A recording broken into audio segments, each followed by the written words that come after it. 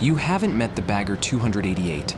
This massive machine, also known as a bucket wheel excavator, was built by the German company Krupp for the mining firm Rheinbraun. Completed in 1978 at a staggering cost of $100 million, it became the world's largest land vehicle, weighing in at 13,500 metric tons. The Bagger 288 sits on 12 Caterpillar tracks, stretches 721 feet long, and towers at 315 feet high. Powered by 16.5 megawatts of electricity, it can move mountains literally.